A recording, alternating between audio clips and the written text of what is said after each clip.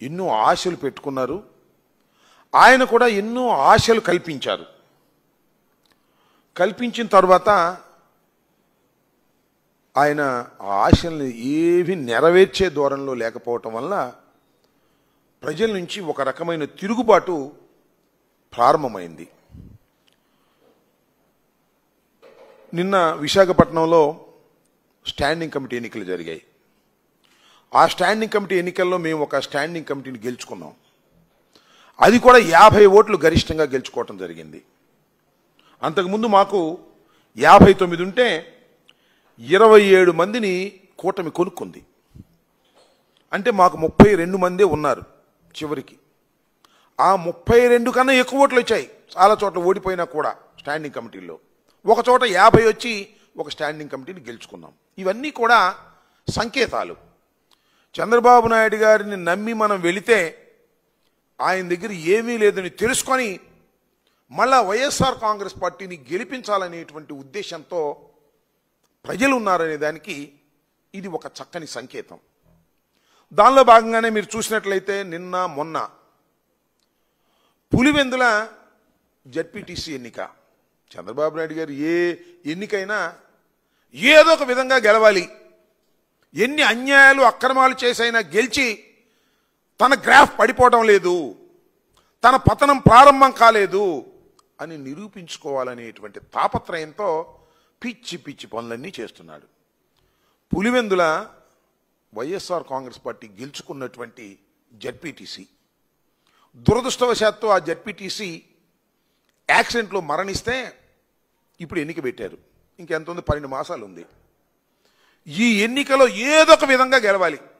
డబ్బు ఖర్చు పెట్టన్నా గెలవాలి, అధికార దుర్వినియోగం చేసి గెలవాలి, లేదా బెదిరించన్నా గెలవాలి అనేటువంటి ఉద్దేశంతో ఎంటైర్ పోలీస్ యంత్రాంగాన్ని అంతా కూడా పెట్టుకొని ఏదో ఒక విధంగా గెలవాలనేటువంటి తాపత్రయంతో చంద్రబాబు నాయుడు గారు ఎంతకు దిగజారిపోయారో చెప్పాల్సిన అవసరం లేదు. కొన్ని చోట్లయితే కొండెపి అనే జడ్పీటీసీని వాళ్ళే గెలిచినట్టుగా ప్రకటించేసుకున్నారు బెదిరించేసి. ఈ విధంగా ఏదో ఒక విధంగా అక్కడ గెలవాలి. పులివెందుల్లో జగన్మోహన్ రెడ్డి గారి కాన్స్టిట్యున్సీలోనే మేము జడ్పీటీసీని కైవశం చేసుకున్నాం అని ప్రగల్భాలు పలకాలనేటువంటి ఉద్దేశంతో ఎంత నీచానికి దిగజారుతున్నారంటే అంత నీచానికి దిగజారుతున్నారు. నిన్నైతే దారుణమైన సంఘటన. దాడి చేశారు. దాడి చేసి మా ఎమ్మెల్సీని, అదేవిధంగా వేల్పుల రాము అనే ఆయన, అదేవిధంగా రమేష్ యాదవ్, వీళ్ళిద్దరి మీద దాడి చేసి వాళ్ళిద్దరిని చంపేయాలని నిర్ణయించుకొని వెళ్ళారు. అదృష్టవశాత్తు బయటపడ్డారు. పెట్రోల్ పోసి తగలేసేయాలి కారులో సహా వాళ్ళని అని ఒక భయభ్రాంతులకు గురి చేసి మొత్తం టోటల్గా పులివెందుల కాన్స్టిట్యున్సీలో పులివెందుల జడ్పీటీసీని కైవసం చేసుకోవాలి బలవంతం చేసి అనేటువంటి భావనతో నిస్సిగ్గుగా వ్యవహరించేటటువంటి కార్యక్రమం చేస్తున్నారు. ఇక పోలీసు వారైతే చెప్పాల్సిన అవసరమే లేదు. తెలుగుదేశం పార్టీ రవడీలుగా వ్యవహరించేటటువంటి పరిస్థితి. మా వాళ్ళ మీద దాడి జరుగుతుంటే సినిమా చూసినట్టు చూస్తున్నారు. దాడి జరిగిన తర్వాత ఎవరైతే గాయపడ్డారో వాళ్ళ మీద కేసులు పెట్టే కార్యక్రమం చేస్తున్నారు. వేల్పుల రాము మీద, రామలింగారెడ్డి మీద SC/ST కేసు పెట్టారండి. నిన్న చావు బతుకుల మధ్యన ఉన్నటువంటి ఆ వ్యక్తి మీద, వైఎస్ఆర్ కాంగ్రెస్ పార్టీ నాయకుడైనటువంటి వ్యక్తి మీద కేసు పెట్టారు. అంటే మమ్మల్ని కొట్టిన తర్వాత మా మీదే కేసులు పెట్టేటటువంటి కార్యక్రమం పోలీస్ యంత్రాంగం చేస్తున్నది. ఇక్కడ ఒక విచిత్రమైన విషయం చెప్తా. నేను ఒక డిఎస్పీ గారు నేను కూడా చూసా. సతీష్ రెడ్డి గారు వెళ్ళి అడుగుతూ ఉన్నాడు, ఏమండి మీరు దీని మీద యాక్షన్ తీసుకోరా అని. సతీష్ రెడ్డి గారు అదేవిధంగా ఎంపీ గారు వెళ్ళి అడిగితే ఆయన ఏం చెప్తాడని నాకు అర్థం కాలేదు. మేము యాక్షన్ తీసుకుంటామండి, ఎఫ్ఐఆర్ ప్రకారం చేస్తామండి అనొచ్చు కదా. ఇంతకుముందు ప్రభుత్వం కన్నా కూడా మెరుగైన శాంతి భద్రతలు ఇస్తాం. ఆ మాట ఏంటి? ఇంతకుముందు ప్రభుత్వ సంగతి మీకెందుకు అంటే, are you politician? DSP is acting like a politician. అంతకుముందు ప్రభుత్వం కన్నా కూడా ఇప్పుడు మెరుగైనటువంటి లా అండ్ ఆర్డర్ని మేము మెయింటైన్ చేస్తామని పొలిటికల్ మాటలు మాట్లాడే స్థాయికి కాకి బట్టలు వేసుకున్నటువంటి పోలీసు అధికారులు ఎందుకు దిగజారిపోయారని నేను ఇక్కడ ప్రశ్నించదలుచుకున్నా. అంతేకాదు, కోయా ప్రవీణ్ కర్నూలు డిఐజీ గారు ఆయన ఏం మాట్లాడతాడండి?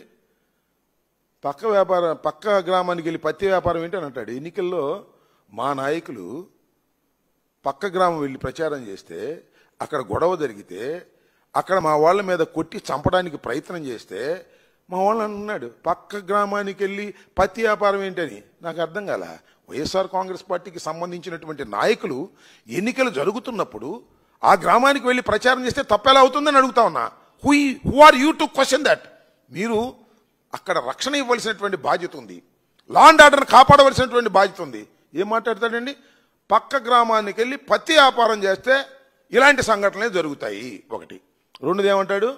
అసలు తలకాయలు తెగిపడిపోయాయి, మేము ఉండబట్టి తలకాయలు పగిలే వరకు ఆపాము. అంటే ఏంటి నీ ఉద్దేశం? తలకాయలు పగిలే వరకు ఎలవ చేసి తలకాయలు లేపకోకుండా జాగ్రత్త చేశావా? ఇదేనా ఒక ఐపీఎస్ ఆఫీసర్ మాట్లాడవలసినటువంటి పని? ఇలాంటి తప్పుడు మాటలు మాట్లాడి చంద్రబాబు సంఖ కింద చేరి ఈ కోయా ప్రవీణ్ అనేటువంటి డిఐజీ ఐపీఎస్ ఆఫీసర్ ప్రవర్తిస్తూ ఉంటే ఇంకా లా అండ్ ఆర్డర్ ఏముంటుంది? మొత్తం పులివెందుల్లో తెలుగుదేశం పార్టీని గెలిపించి వైఎస్ఆర్ కాంగ్రెస్ పార్టీని ఓడించడానికి పోలీసులే బాధ్యత తీసుకున్నట్టుగా కనిపించడం లేదా అని అడుగుతా ఉన్నా. అయ్యా కొయ్య ప్రవీణ్ గారు, మీరు కాకి బట్టలు వేసుకొని చంద్రబాబు కాళ్ళ పూజ చేయడానికి కాదు మీరున్నది. మీరు లా అండ్ ఆర్డర్ కాపాడటానికి, ఇలాంటి సంఘటనలు జరిగినప్పుడు తక్షణమే రియాక్ట్ కావడానికి మీకు ఆ హక్కులు ఉన్నాయి. మీరు అలా కారు. చంద్రబాబు నాయుడు గారు మోచేత నీళ్లు తాగేటటువంటి పరిస్థితికి మీరు దిగజారిపోయారు. మా వాళ్ళ మీద కేసులు పెట్టారు, దెబ్బలు తగిన వాళ్ళ మీద. నేను అడుగుతా ఉన్నా, నిన్న రాము మీద అదేవిధంగా రమేష్ యాదవ్ మీద దాడి జరిగితే వాళ్ళ మీద 307 మీరు బుక్ చేశారు, ఎందుకు అరెస్ట్ చేయని అడుగుతా ఉన్నా. అంటే ఎన్నికల దాకా అరెస్ట్ చేయరా? 12వ తారీఖు పోలింగ్ అయ్యేంత వరకు వాళ్ళకి రక్షణగా మీరు ఉండేటటువంటి పరిస్థితి చేస్తున్నారు. ఏదో ఒక విధంగా వాళ్ళందరినీ విచ్చలవిడిగా తిరిగేటట్టుగా చేసి భయభ్రాంతులకు గురి చేసి ఏదో ఒక విధంగా వైఎస్ఆర్సీపీని ఓడించాలనేటువంటి దురుద్దేశంతో ఇవాళ అక్కడ ఉన్నటువంటి పోలీసు అధికారులు ప్రవర్తించడం చూస్తే ప్రజాస్వామ్యం ఎక్కడికి పోతుందో అర్థం కానటువంటి దౌర్భాగ్యమైన పరిస్థితికి ఇవాళ దిగజారిపోయిందని కూడా ఈ సందర్భంగా నేను చెప్పదలుచుకున్నాను.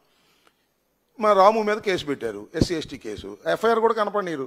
ముందుకెళ్ళి కోర్టులో ఏమన్నా మేము తీసుకుంటామేమోనని. అంటే ఎన్నికల రోజు వీళ్ళందరినీ కూడా కట్ చేసి పారేయాలి, ఎన్నికల రోజు వీళ్ళందరినీ అరెస్ట్ చేసేయాలి, అరెస్ట్ చేసేసి పోలింగ్కి ఎవరికి వెళ్ళకోకుండా భయాందోళన గురి చేయాలి, కేవలం తెలుగుదేశం పార్టీ వాళ్ళు మాత్రమే వెళ్ళి ఓట్లు వేసుకోవాలి అనేటటువంటి ఒక ప్రక్రియని, ఒక ఎజెండాని చంద్రబాబు నాయుడు గారి ఆదేశాల మేరకు పోలీసు యంత్రాంగం పనిచేస్తున్నది. పోలీసు యంత్రాంగం ఈ విధమైన హామీ ఇవ్వబట్టే తెలుగుదేశం గూండాలు మా పార్టీ వారి మీద దాడి చేసి భయభ్రాంతులకు గురి చేస్తున్నారు. ఇది అప్రజాస్వామికమైనటువంటి విధానం. దీన్ని ప్రజలు గమనించాలని, ఇప్పటికైనా పోలీసు యంత్రాంగం సరైనటువంటి పద్ధతుల్లో వ్యవహరించి జడ్పీటీసీ ఎన్నికల్ని సక్రమంగా జరిగే విధంగా చేయవలసినటువంటి బాధ్యత ఎలక్షన్ కమిషన్కి, పోలీసు యంత్రాంగానికి ఉన్నదని ఈ సందర్భంగా చెప్పదలుచుకున్నాం. ఆ కోయా ప్రవీణ్ గారిని ఈ సందర్భంగా హెచ్చరించదలుచుకున్నాను. మీరు ఈ పత్తి వ్యాపారాల గురించో మిర్చి వ్యాపారాల గురించో మాట్లాడటం కాదు, మీరు లా అండ్ ఆర్డర్ను కాపాడవలసినటువంటి బాధ్యత మీకున్నది. మీరు అదుపు తప్పి ప్రవర్తిస్తే మాత్రం సమాజం మిమ్మల్ని సహించదని కూడా ఈ సందర్భంగా నేను చెప్పదలుచుకున్నాను.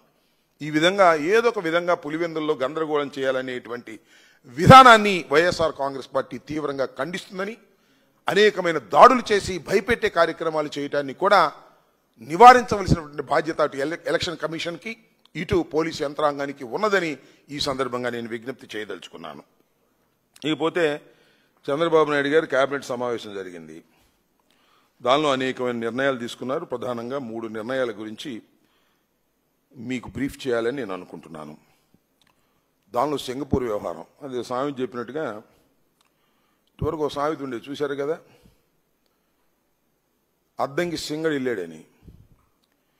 ఇప్పుడు ఆ సామెత కొద్దిగా మారింది, అద్దంకి సింగపూర్ వెళ్ళాడని ఆ సామెతగా ఉంది. చంద్రబాబు నాయుడు గారు కుమార సమేతంగా లావాదేవీలు తేల్చుకోవడానికి సింగపూర్లో మరి పెట్టుబడులు పెట్టారో, రావాల్సిన డబ్బులు కోసం వెళ్ళారో, సింగపూర్ వెళ్ళి 5 రోజుల పాటు అక్కడ పర్యటన చేశారు. ఏమి సాధించారు మీరు? అక్కడికి వెళ్ళి మళ్ళీ సింగర్లాగానే తిరిగి వచ్చారు. తిరిగి వచ్చిన తర్వాత పాపం ఎంత శోకతప్త హృదయంతో ఉన్నారో అర్థమవుతుంది. నిన్న చాలా బాధపడతాడు. మరి లక్షల కోట్లు కాజేయాలనేటువంటి ఒక దురుద్దేశంతో సింగపూర్ పర్యటనకు వెళ్ళినటువంటి నారా చంద్రబాబు నాయుడు గారు, నారా లోకేష్ గారికి అక్కడ గిట్టకపోయేసరికి ఎంత బాధపడాలో అంత బాధపడి మా మీద బురద జల్లే కార్యక్రమం చేస్తున్నాడు. అసలు ఒక చిన్న విషయం అండి, చంద్రబాబు నాయుడు గారిని అడుగుతున్నా, లోకేష్ గారిని అడుగుతా ఉన్నా, రాష్ట్ర ప్రజల్ని కూడా ఆలోచించమని ఈ సందర్భంగా నేను చెప్పదలుచుకున్నా. సింగపూర్ ప్రభుత్వానికి ఏమి సంబంధం? అసలు సింగపూర్ ప్రభుత్వానికి సంబంధమే లేదు. సింగపూర్లో ఉన్నటువంటి కొన్ని కంపెనీలు, మన రాష్ట్రంలో కొన్ని ప్రైవేట్ కంపెనీలు ఉన్నాయి కదా, అలాంటి కంపెనీలు వాళ్ళు ఇక్కడ పెట్టుబడి పెట్టడానికి వచ్చారు ముందుకు. సింగపూర్ ప్రభుత్వమే పెట్టుబడి పెట్టడానికి వచ్చింది అనేటువంటి మాటలు చెప్పి ప్రజల్ని నమ్మించడానికి మీరు ప్రయత్నం గతంలో చేశారు. దానిలో ఒక మాట చెప్తాను.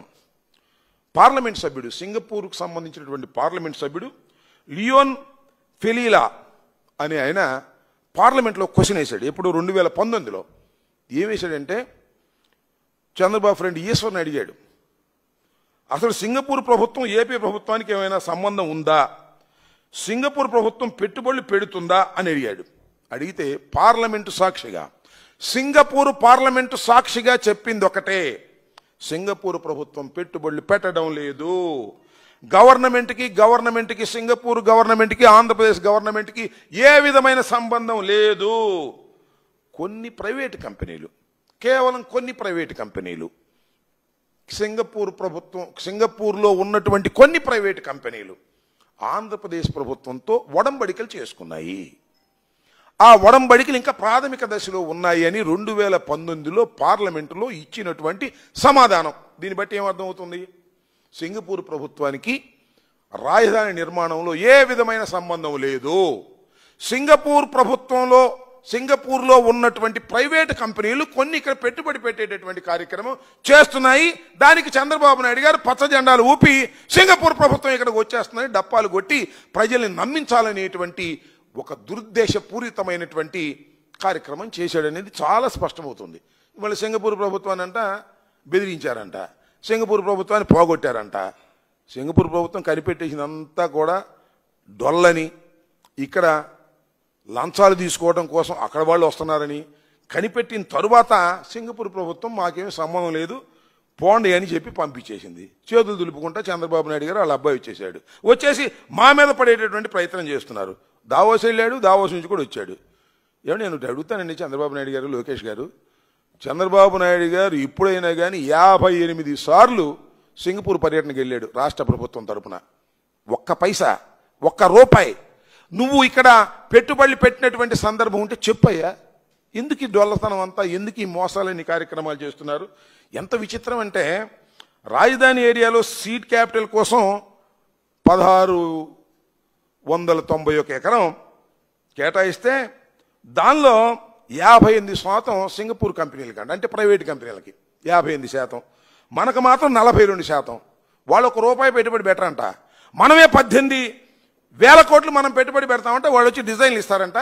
వాళ్ళకేమో 58% అంట, మనకేమో 42% అంట. ఇంత దౌర్భాగ్యమైనటువంటి అగ్రిమెంట్ చేసుకున్నారు కాబట్టే ఫెయిల్ అయిపోయింది. దానికి జగన్మోహన్ రెడ్డి గారి మీద, మా ప్రభుత్వం మీద పడి ఏడ్చేటటువంటి కార్యక్రమం చంద్రబాబు నాయుడు గారు చేస్తున్నారు. చంద్రబాబు నాయుడు గారు డప్పాలు కొట్టడం తప్ప సింగపూర్లో ఉన్నటువంటి ప్రభుత్వానికి, ఇక్కడ ఉన్నటువంటి ప్రభుత్వానికి ఏ విధమైన సంబంధం లేదనేటువంటి అంశాన్ని ఇప్పటికైనా మీరు తెలుసుకోండి ప్రజలు. అదేవిధంగా చంద్రబాబు నాయుడు గారు కూడా విషయం బహిరంగంగా చెప్పకోకుండా దాటవేసే ప్రయత్నం చేసి ప్రజల్ని మరింత మోసం చేసే కార్యక్రమం చేస్తున్నాడు. ఇది సరైనటువంటి విధానం కాదని కూడా ఈ సందర్భంగా నేను చెప్పదలుచుకున్నాను. ఇక రెండో నిర్ణయం, సింగపూర్ తర్వాత ఆర్టీసీ ఉచిత బస్సు, దానికి ఏదో పేరు పెట్టారండి, లిక్కర్ కాదు, స్త్రీ శక్తి. ఇవాళ వాళ్ళ అఫీషియల్ పేపర్లో రాస్తున్నారు, లోకేష్ చొరవతో ఈ నిర్ణయం తీసుకున్నారంట. 14 మాసాల తరువాత, ఎమ్మటే కాదు, ప్రభుత్వం వచ్చి 14 మాసాలు అయింది. దానికి లోకేష్ చొరవతో తీసుకున్నారు. లోకేష్ చొరవ లేకపోతే తీసుకునే వాళ్ళు కాదనమాట. అసలు మీరేమి నిర్ణయం తీసుకున్నారు? ఎంత మోసం చేశారు? మహిళలకు మీరేం చెప్పారు? ఎన్నికలకు ముందు మహిళలకు ఏం చెప్పారు? ఇవాళ మీరేం చేస్తున్నారు? ఎంత మోసం చేస్తున్నారు? ఇది కూడా అరకొరగా చేసి మళ్ళా మహిళలను మోసం చేసేటటువంటి కార్యక్రమం చేస్తున్నటువంటి ఒక దౌర్భాగ్యమైనటువంటి కార్యక్రమానికి వాళ్ళు తెరలేపారు. ఆఫ్టర్ 14 months మీరేం చెప్పారో ఒక్కసారి చూడమని కూడా ఈ సందర్భంగా మనవి చేస్తున్నా. చంద్రబాబు నాయుడు గారు ఏం చెప్పారో, వాళ్ళు అడ్వర్టైజ్మెంట్స్ ఏం చెప్పారో ఒక్కసారి రాష్ట్ర ప్రజానీకం తెలుసుకోవాల్సినటువంటి బాధ్యత ఉన్నదని ఈ సందర్భంగా నేను చెప్పదలుచుకున్నాను. ఒకసారి ప్లే చేయండి అది. భర్తకు ఒక కప్పు టీ కూడా ఇవ్వాలని అంత బిజీయా? ఏం రాస్తున్నావు? మనం మొక్కులు తీర్చాలండి. ఆ యాత్రకు లిస్ట్ ప్రిపేర్ చేస్తున్నా. 5 సంవత్సరాల నుంచి అడుగుతున్నాం తీసుకెళ్ళండి అని. వీటన్నిటికీ ఇంత ఖర్చుకి నా దగ్గర డబ్బులు లేవమ్మా. మన పరిస్థితి నాకు తెలీదా అండి? కానీ మీరు ఒక పని చేస్తే మన ఖర్చు నుంచి సగం తగ్గించుకోవచ్చు. ఎలా? వచ్చే ఎన్నికల్లో గాజు గ్లాస్ కి ఓటు వేయండి. వేస్తే జూన్ 4న జనసేన, టీడీపీ, బీజేపీ కూటమి ప్రభుత్వం రాగానే మహిళలకు రాష్ట్రంలో ఎక్కడికి వెళ్లినా బస్సు ప్రయాణం ఉచితం. మేము ఎక్కడికి వెళ్లినా స్వేచ్ఛగా వెళ్ళొచ్చు. నిజమా?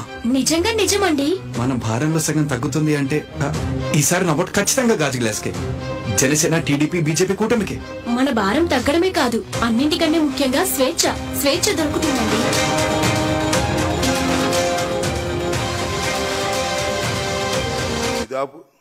ఇది ఒక అడ్వర్టైజ్మెంట్. ఎన్నికలకు ముందు మహిళలని అట్రాక్ట్ చేయటం కోసం ఉచిత బస్సు అనేది వాళ్ళు ఏమి రాసుకుంటుందో చూశారుగా భర్త గారి ముందు. ఇదంతా యాడ్. కాణిపాకం, తిరుపతి, కాళహస్తి ఇలా పుస్తకాలు రాసుకుంటుంది. వీటన్నిటికీ వెళ్ళాలి అంటే గాజు గ్లాస్ గుర్తుకు ఓటేయాలంటుంది. నిజమా అంటున్నాడు భర్త గారు. ఇక మనకు భారం తగ్గిపోయింది, నా భార్యని ఎక్కడికైతే అక్కడికి తీసుకువెళ్ళవచ్చు టికెట్ లేకోకుండా అని చెప్పారు. ఇవాళ కాణిపాకం వెళ్తారు గుంటూరు నుంచి? చెప్పండి, నాకు అర్థం కాలే. చంద్రబాబు నాయుడు గారు అలాగే జనసేన ఎందుకు ప్రజల్ని మీరు మోసం చేస్తున్నారు? ఇలాంటి యాడ్లు ఇచ్చారు, ఎమ్మటే చేయలేదు. పోనీ 14 మాసాల తర్వాత చేసినా కూడా ఏంటి మీరు ఇచ్చినటువంటి వ్యవహారం? ఇవాళ ఎన్ని బస్సులకి ఇస్తున్నారు మీరు? మొత్తం 1600 బస్సులు, 16,000 బస్సులు ఉంటే 6,000 బస్సుల్లో మాత్రమే ప్రయాణం. ఈ 6,000 బస్సులు జిల్లా దాటి బయటికి వెళ్ళవు. ఒక ఎక్స్ప్రెస్ మాత్రం జిల్లా దాటి బయటికి వెళ్తుంది, అది కూడా 150 కిలోమీటర్లు. ఇక్కడ నుంచి కాణిపాకం వెళ్ళాలన్నా, ఇక్కడ నుంచి హైదరాబాద్ వెళ్ళాలన్నా ఒక మహిళకు సాధ్యమేనా? ఉచితంగా సాధ్యమే. అంటే ఇవాళ బయలుదేరితే 2 రోజులకి వెళ్తారు. ఈ బస్సు దిగా బస్సు, ఆ బస్సు దిగా బస్సు, అట్లా ఎక్కితే ప్లాన్ చేసుకుంటే. ఏంటి దౌర్భాగ్యం? నాకు అర్థం కాల. చెప్పిందేంటి, చేసిందేంటి బాబు గారు అని అడుగుతా ఉన్నా. బాబు గారు ఏం చెప్పాడు కూడా మీరు ఇక్కడ వినాలి. అసలు చూడండి ఒకసారి బాబు గారు ఎంత బ్రహ్మాండంగా చెప్పాడు ఎన్నికలకు ముందు. ఒకసారి ఏంటి అయ్యా? ఆర్టీసీ బస్సుల్లో ఉచిత ప్రయాణ సౌకర్యం ఇవ్వమని నేనే డ్రైవర్ని, సేఫ్ డ్రైవర్ని. మీరు బస్సు ఎక్కితే ఒకటే చెప్పండి, మా చంద్రన్న చెప్పాడు, నేను ఏ ఊరికి పోవాలన్నా నువ్వేం అనడానికి వీలు లేదు. నేను పని చేయాలంటే పలానూరికి పోతా, పుట్టింటికి పలానూరికి పోతా, నాకు ఇచ్చిన హక్కు చంద్రన్న అని గట్టిగా చెప్పండి. అడిగితే నేనున్నానని చెప్పండి. ఏమీ భయపడక్కర్లేదు. పలానూరుకు పో. ఏందో పలానూరు? ఇక్కడ ఎక్కి పలానూరుకి వెళ్ళండి. ఇక్కడ ఎక్కి మన రాష్ట్రంలో వైజాగ్ వెళ్ళడానికి కుదిరిద్దా? ముందు ఏం చెప్పావు? నేనే సేఫ్ డ్రైవర్ని. ఏం సేఫ్ డ్రైవర్ అయ్యా? హక్కు ఇచ్చాడు చంద్రన్న, ఎక్కి కూర్చోవటమే, వెళ్ళిపోవటమే విశాఖపట్నం. కుదిరిద్దా? ఆర్టీసీ బస్సులు 12,000 ఆర్టీసీ బస్సులు ఉంటే ఇవాళ ఎన్నిటికి ఇచ్చావు నువ్వు? పల్లె వెలుగు ఎక్కడ దగ్గర తెలుసు కదా. పల్లె వెలుగు ఎక్కడి నుంచి ఎక్కడికి వెళ్ళిద్దో. ఆల్ట్రా పల్లె వెలుగు ఇది ఎక్కడి నుంచి ఎక్కడికి వెళ్ళి తెలుసు కదా. City ordinary, city metro, express. ఈ ఎక్స్ప్రెస్ మాత్రం కొద్దిగా దూరమైనది. ఇవన్నీ కూడా అక్కడక్కడ తిరిగే 30-40 కిలోమీటర్లు. కూరగాయలు కొనుక్కోవడానికి వెళ్ళాలి. అత్తగారింటికి వెళ్ళడానికి వెళ్ళలేదు, అమ్మగారింటికి వెళ్ళడానికి వెళ్ళలేదు, రాష్ట్రంలో ఎక్కడ పడితే అక్కడికి వెళ్ళడానికి వెళ్ళలేదు. యార్డుల్లో మాత్రం దుమ్ము దులిపి పారేశారు. ఓట్లు పడేంత వరకు దుమ్ము దులుపుతారు. ఓట్లు పడిన తర్వాత 14 మాసాలు నోరు మూసి కూర్చుంటారు. 14 మాసాల తర్వాత రివర్స్ అవుతుంది వ్యవహారం అని తెలిసిన తర్వాత రోజు రోజుకి పడి తగ్గిపోతుంది. వైఎస్ఆర్ కాంగ్రెస్ పార్టీ పెరిగిపోతుంది, వైఎస్ఆర్ కాంగ్రెస్ పార్టీ విమర్శిస్తుంది అని తెలిసిన తర్వాత మీరిచ్చిన వాగ్దానానికి భిన్నంగా అరకొరగా ఇచ్చి ప్రజల్ని మోసం చేసేటటువంటి దౌర్భాగ్యమైన పరిస్థితికి మీరు దిగజారిపోయారు. అంటే ఈ దేశంలో, ఈ రాష్ట్రంలో, ముఖ్యంగా ఈ రాష్ట్రంలో ఉన్నటువంటి మహిళల్ని చీట్ చేస్తున్నటువంటి ప్రభుత్వం చంద్రబాబు నాయుడు గారి ప్రభుత్వం. చీట్ చేస్తున్నటువంటి ప్రభుత్వం తెలుగుదేశం ప్రభుత్వం, కూటమి ప్రభుత్వం. చంద్రబాబు నాయుడు, నేను అడుగుతా ఉన్నా, చంద్రబాబు నాయుడు గారు మిమ్మల్ని ఇప్పుడు 420 అంటే తప్పేంటి? ఇన్ని మోసాలు చేసి, ఇంత గందరగోళాలు చేసి, స్త్రీశక్తి అని చెప్పి ఇలా చెప్పి అన్నిటినీ ఎగ్గొట్టేటటువంటి కార్యక్రమాలు చేస్తున్నటువంటి చంద్రబాబు నాయుడు గారి పద్ధతి ఏ విధంగా ఉందో ఒక్కసారి మీరు తెలుసుకోవాలని కూడా ఈ సందర్భంగా నేను చెప్పదలుచుకున్నాను. ఇంకపోతే సింగపూర్, ఇకపోతే లిక్కర్. నిన్న లిక్కర్ షాపుల గురించి కూడా చంద్రబాబు నాయుడు గారు ఒక నిర్ణయం తీసుకున్నారు. ఏంటంటే పర్మిట్ రూములు అంట. చాలా చిత్రం. అయ్యా నాకు తెలుగు కొడితే టోటల్ లిక్కర్ స్కామ్ అంతా, టోటల్ లిక్కర్ విధానం అంతా కూడా ఫాల్స్ కాదు, స్కామ్. ఒకటి చెప్తున్నా, ఇవాళ మద్యం ఏరులై పారుతా ఉంది రాష్ట్రంలో. వైఎస్ఆర్ కాంగ్రెస్ పార్టీ అధికారంలోకి వచ్చిన తర్వాత మద్యాన్ని తగ్గించాలి, వాడకాన్ని తగ్గించాలి అనేటువంటి దృక్పథంతో ప్రభుత్వం పనిచేసింది. ప్రభుత్వం పనిచేయటమే కాదు, మొత్తం టోటల్గా ఉన్నటువంటి బెల్ట్ షాపులు మొత్తాన్ని రద్దు చేసేసింది. 4380 దుకాణాలు ప్రైవేట్ రంగంలో తెలుగుదేశం ప్రభుత్వంలో ఉన్నప్పుడు వాళ్ళ సిండికేట్ కైవసం చేసుకొని వాళ్లే నడుపుకుంటూ వాళ్లే దందాలు చేసుకుంటూ విపరీతంగా అమ్మాలనే ధోరణి నుంచి దాన్ని తగ్గించి వాటిని మొత్తం టోటల్గా 2014-19లో ఇన్ని షాపులుంటే షాపులు మొత్తాన్ని రద్దు చేశాం. ప్రభుత్వమే లిక్కర్ను అమ్మేటటువంటి కార్యక్రమం చేసేటటువంటి ఒక నూతనమైన పాలసీని తీసుకొచ్చారు. దానికి ప్రధానమైన కారణం మద్యాన్ని నియంత్రించాలి. మద్యం విపరీతంగా తాగి ఆరోగ్యాలు చెడగొట్టుకుంటున్నారు అంటే అప్పుడు ఆరోగ్యాన్ని చెడగొట్టుకోవాల్సిన అవసరం లేదంట. అప్పుడు నాణ్యమైన మందు వచ్చిందంట. మరి ఆరోగ్యం బాగా పెంపొందిదో లేదో నాకు తెలియదు. నాణ్యమైన మందు సరఫరా అన్నాడు. ఇప్పుడు నాణ్యమైన మందు ఇస్తున్నారంట. ఏంటో నాకు అర్థం కాల. సేమ్ డిస్టిలరీ నుంచే వచ్చేటటువంటి మందు కింద మరి మద్యం ఆరోగ్యానికి హానికరం అని రాస్తారు. మరి ఈ నాణ్యమైన మందు మీద ఇది నాణ్యమైన మందు ఆరోగ్యానికి హానికరం కాదు అని రాస్తున్నారేమో నాకు తెలియదు, నేను చూడలా. ఆరోగ్యానికి హానికరం లేని మందు ఇస్తున్నామని చెప్పి ఇవాళ దుష్ప్రచారం చేసేటటువంటి కార్యక్రమానికి ఇవాళ తెలుగుదేశం పార్టీ తెగబడిందని మనవి చేస్తున్నా. ఇవాళ నేను అడుగుతా ఉన్నా, మొత్తం రద్దు చేశాం మేము. సక్రమంగా నడిపినటువంటి వ్యాపారం దాని మీద ఇవాళ లిక్కర్ స్కాములను పెట్టి అందరినీ అరెస్ట్ చేయాలని ఒక దుర్బుద్ధితో మీరు ప్రవర్తన చేస్తూ ఉన్నారు. మొత్తం సిండికేట్లు మొత్తాన్ని రద్దు చేశాం. ప్రభుత్వం వైపు నుంచే మొత్తం నడిపేటటువంటి కార్యక్రమం చేసినటువంటి విధానం మీరు చూశారో లేదో. చంద్రబాబు నాయుడు గారు ఈ దుకాణాల పాలసీని ముందు పెట్టేటప్పుడు ఏం చేశారంటే 9.5 నుంచి 10% మాత్రమే బ్రాందీ షాపులకి కమిషన్ అని చెప్పాడు. దాని మీద పాడుకున్నారు. పాడుకున్న తర్వాత దాన్ని ఒకసారిగా 14.5 నుంచి 15%కి పెంచాడు. ముందు ఎందుకు చెప్పలేదు? తర్వాత ఎందుకు పెంచావు? బేరమేగా, దీనిలో ఏమైనా రాసి ఉందా? అర్థం కాదా? ముందేమో 9.5 10% ఇస్తానని ముందు ప్రకటించావు. షాపులు పాడుకున్నారు. ఆ తర్వాత వాళ్ళు వచ్చి నీతో బేరాలు పెట్టుకున్నారు. బేరాలు పెట్టుకుని టింగ్ టింగ్ తీసుకున్నావు. నీకు అరగట్టు ఇంటి దగ్గరికి టింగ్ టింగ్ తీసుకుని దాన్ని 14.5 నుంచి 15%కి పెంచావు. ఇంత దౌర్భాగ్యంగా, ఇంత డైరెక్ట్గా నువ్వు డబ్బులు తీసుకునే కార్యక్రమం చేసేటటువంటి విధానం చేస్తున్నావు. దాంతోపాటు అంట ఇవాళ వాళ్ళ అఫీషియల్ పేపర్లో చూశాను నేను, రోడ్ల మీద విచ్చలవిడిగా తాక్కోకుండానంట బ్రాందీ షాప్ దగ్గరే పర్మిట్ రూమ్ పెట్టారంట. అంటే నువ్వు రోడ్డు మీద తాగాల్సిన అవసరం లేదు, ఇంటికి వెళ్ళి తాగాల్సిన అవసరం లేదు, పక్కనే ఉంటుంది ఒక పర్మిట్ రూము. దానికి మళ్ళీ క్యాష్ కొట్టుకునే కార్యక్రమం, దానికి డబుల్ రేట్ వేసి మళ్ళీ 20 రూపాయలు 30 రూపాయలు అమ్మే కార్యక్రమం. అంత దోపిడీ వ్యవహారం చేసేటటువంటి కార్యక్రమంలో ఇవాళ లిక్కర్ వ్యవహారం నడుపుతున్నటువంటి విధానం మనం ఒకసారి చూసినట్లయితే అర్థమైపోతుందని కూడా ఈ సందర్భంగా నేను చెప్పదలుచుకున్నా.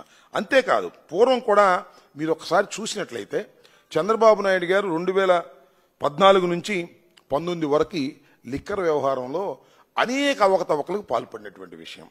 దానిలోనే 2023లోనే పూర్తి ఆధారాలతో నిగ్గు తేల్చారు. ఎవరు? సిఐడి వారు నిగ్గు తేల్చి ఈయన మీద, అప్పుడున్నటువంటి ఎక్సైజ్ మినిస్టర్ మీద కేసును కూడా రిజిస్టర్ చేశారు. ఆ సెక్షన్లు ఏంటంటే ఐపీసీ 166, 167, 409, 120B రెడ్ విత్ 34, అవినీతి నిరోధక చట్టం ప్రకారం సెక్షన్ 13(1), డి రెడ్ విత్ 13(2).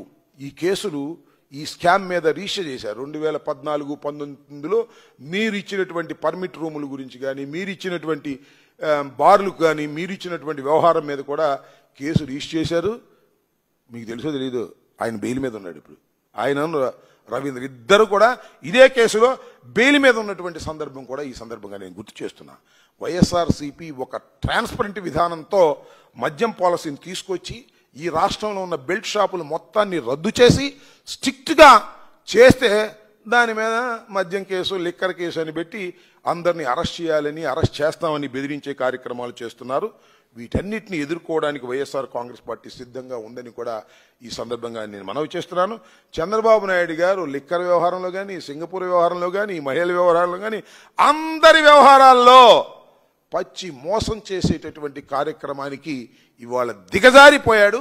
ఎందుకంటే పడిపోతున్నటువంటి గ్రాఫులు లేపుకోవాలనే ప్రయత్నం చేసి పులివెందుల్లో కూడా ఒక దుష్ట శక్తులను ప్రవేశపెట్టి రౌడీయిజం చేసి గాయాలు పరిచి చంపాలని ప్రయత్నం చేసి కాకి బట్టలు వేసుకున్నటువంటి ఐపీఎస్ ఆఫీసర్లను కూడా వినియోగించుకొని ఏదో ఒక విధంగా పులివెందుల్లో గెలవాలని తాపత్రయపడుతాడు. ఆఫ్టర్ ఆల్ ఈ స్మాల్ ఎలక్షన్ కూడా చంద్రబాబు నాయుడు గారు ఇంత కష్ట నష్టాలు పడుతున్నాడంటే ఎంత అధోగతి పాలయ్యాడో ఒక్కసారి ఆలోచించుకోవాల్సిందిగా ఈ సందర్భంగా చెప్పదలుచుకున్నాను.